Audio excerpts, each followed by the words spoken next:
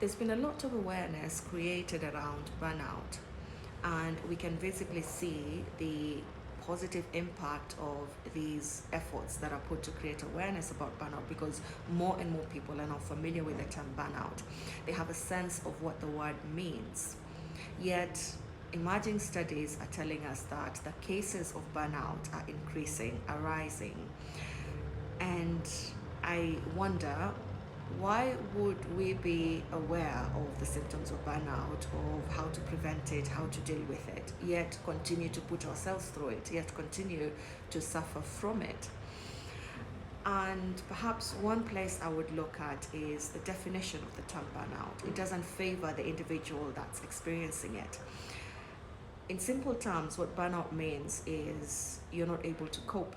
You don't have the capacity or the resources to deal with the challenges at work, to deal with the stress that, and specifically interpersonal stress that results from work.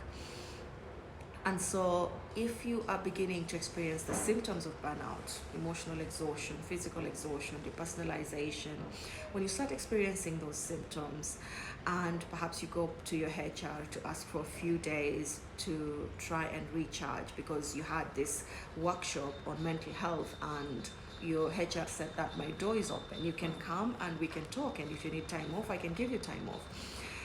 But then when you go to the HR, just imagine if you were HR, what would you think? What would be your assumption, or what would be your conclusion? If I come to you and I tell you that the work you've assigned me to do, the work that you hired me for, has become too much for me and I need some time away from it, I'm going to start thinking you're not competent enough, you're not efficient enough, you're not productive, and in the last couple of months you haven't been, your output hasn't been commendable. And so that puts your job in jeopardy, that puts the security of your employment at risk. And so a lot of people are going to go through burnout very quietly, very secretly, and they're going to try as much as possible to keep their job. And in doing that, they're going to start compromising on other vital aspects of their lives, of their mental health.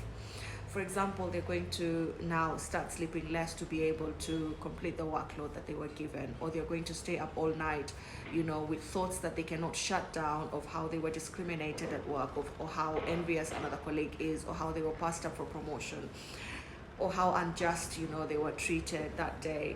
And so they're going to start compromising these vital parts of their health, of their life, to just try and keep that job, to just try and combat, the burnout that they're experiencing.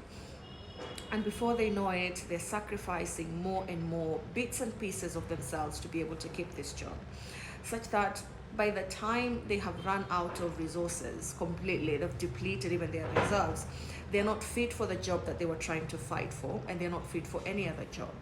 Because burnout can predispose you to mental illnesses, can predispose you to other serious mental health challenges. So now you're burnt out to the point that you've become depressed. You're burnt out, you've developed anxiety as a result of the burnout.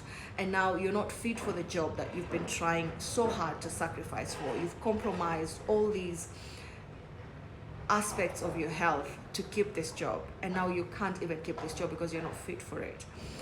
So the term itself, burnout, does not favor the individual who's experiencing it.